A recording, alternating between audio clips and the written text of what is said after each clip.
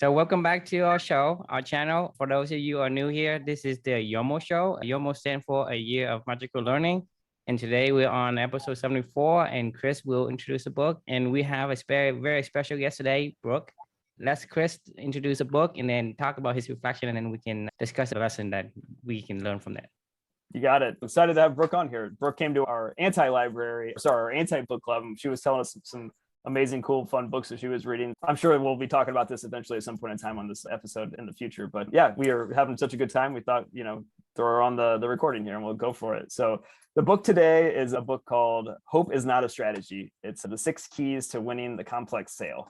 So if any of you guys don't know, sales is my profession. I work for a company called Salesforce, and that's what I've done my entire professional career.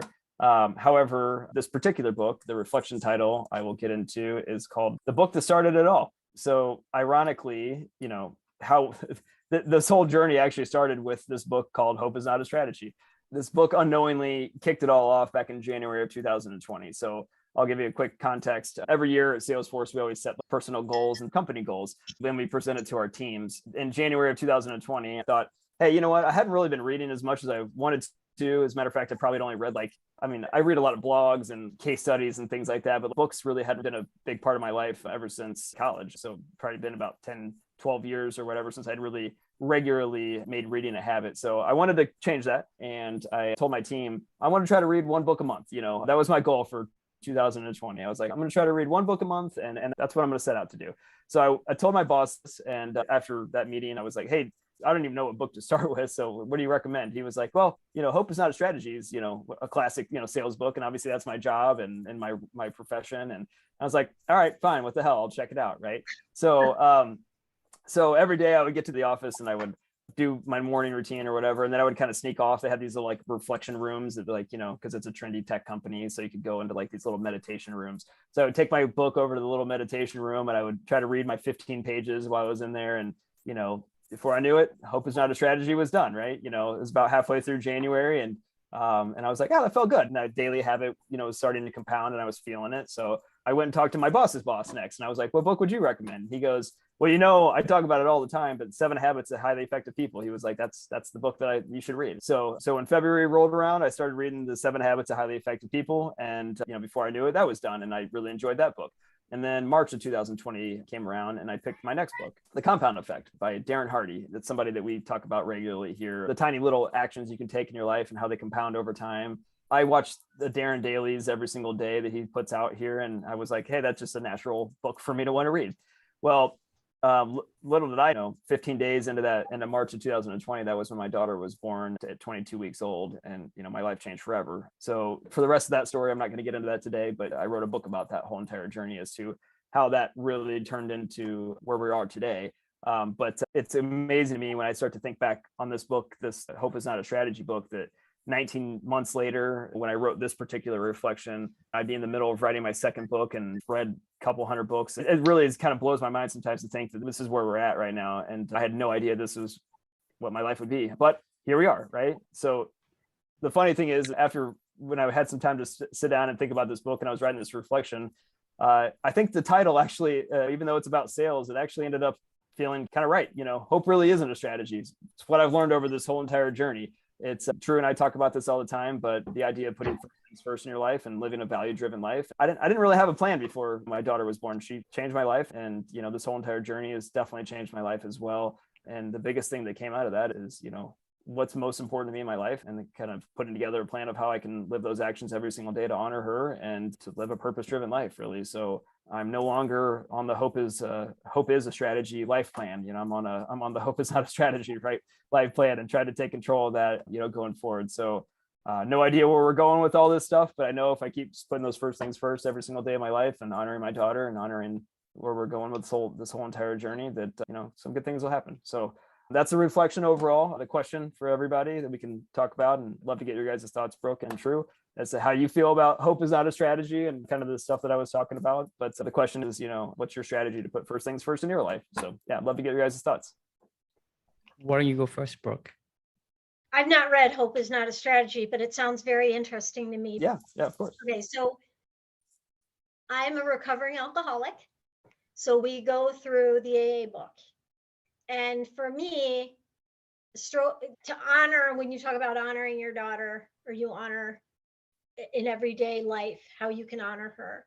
For me, I honor my higher power, so to say, my God, in things that I do that help keep hope in me and that don't let me fall back into the recesses of my life or recesses of drinking, and keep me moving forward.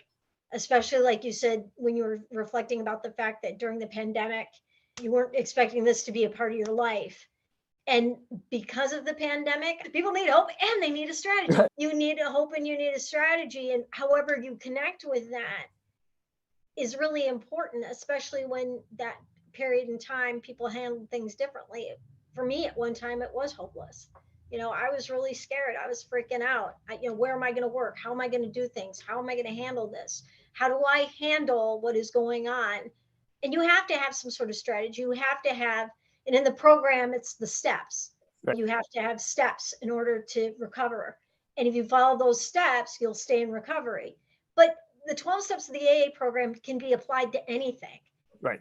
And those are the things that keep you balanced. Those are the things that keep you from not falling off the wagon, not falling out of hope, going into desperation, or it gives you the tools in which to do, how to handle it if you do start having bad thinking. So that's what I relate to your book about Hope Is Not a Strategy, and how it's opened you up to it, doing these reflections. And reflecting through the program is the same thing. You're supposed to write, you keep a journal, you reflect, you go forward. They're all tools to help us move along. Right. And to get through life, because to be quite honest, life can be really rough. It can be total bullshit depending on what you're going through. People get a paper cut and be crying in their beer. Your pain, my pain, it doesn't matter whether I have a paper cut and you lose your best friend. Pain is pain, and how you perceive your pain is in your head and in your heart and in your soul. And you need tools to how to deal with that. And you need goal-oriented ways of moving forward through whatever it is that you go through. I appreciate you sharing that. Number one, I feel like we're kindred spirits. I don't know if you're hearing the same stuff that I'm hearing, but it's like you're hitting all the right buttons. I do. We talk about all the time. Yes. It's about balance. It's about having a plan. It's about doing the things. It's about you care deep searching within Right. yourself, and that's something that we want to bring to the surface. A lot of people don't take that time to reflect and say, well, is this, am I taking time out for myself? Am I doing this for me, or I'm doing this for someone else? Or I'm doing this because I'm expected to. And so to me, that's something that people neglect, especially in America, just because we have been conditioned to go fast and go faster and faster and faster. And at some point, it's like, this is not what I want. It is what somebody else wants for me. And so not a lot of people do the deep searching and think about what it is that is important to them before, it's they either have an atomic bomb like Chris or hit a midlife crisis like me. We want to make these aware before, it's getting later in the life when you have less and less time to make the change. I don't know. I really think about my life before my daughter. And like, I've told you this a million times, like, it's not like I had a bad life. I mean, I was, on the surface, like successful, married. Well, you have a typical dream life. Okay. It's a typical dream life because this is what people are telling you that you should be doing. This you should be striving for. This you should be achieving for. You should, go to school, go to good school, get a good job and get a promotion, climb the ladder. That's the regimen. That's the conditioning. But whether or not that's fitting for you as an individual has never crossed your mind. Right. I didn't choose it. Like, I mean, it was something that just, I remember joking about this my entire life, actually.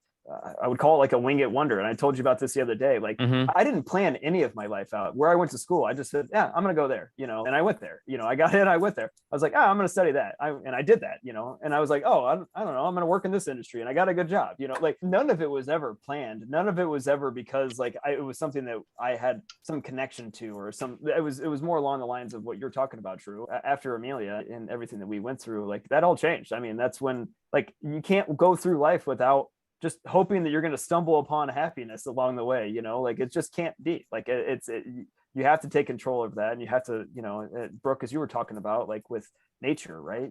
Like working in harmony and working in a balance and understanding all the things that are going on around you and being able to help navigate yourself through that world. If you're just wavering in the wind and hoping things will turn out okay, like you're probably won't.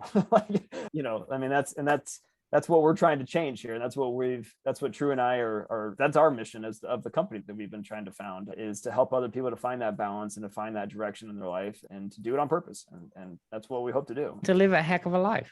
Right. I mean, if to kind of put it in, you live a heck of a life, life that you feel proud of living, versus when you say, when I'm about to leave this world, I say, well, I still got things I want to do. Because if you're about to leave this world, like we were talking about the other day, if you have 6 months to live, what are you doing? Right. If you say, I'm going to continue to go to work, that means that work is important. And I respect that. But if you say, I would quit work right now. So why are you waiting until you have to leave this world to think about that? Think about that now. Do whatever that is important to you. It doesn't matter what it is. It could be work. It could be philanthropist. It could be whatever you want. It doesn't have to be altruistic. It has to be what you want. And that's something people don't understand is, are you living for yourself? Or are you living for the idea of what people see in you? And to me, that's a big gap. It's a big difference between the two. It's the philosophy of it, the idea of it, for me, is simple. The expression, keep it simple, stupid, is a really true expression. Keep it simple, stupid. Don't build crap up in your mind and make it more than what it is. And like today, I know you guys are going to think this sounds totally insane, but in my lifetime, my biggest thing for me is to help another human being, help my fellow animal, any way you can, whether it's a smile, saying hi to somebody. But the simplest of things for me make me happy. The simplest of things. It's when we start being like, well, I'm going to move to Hollywood, or I'm going to be the best YouTube star.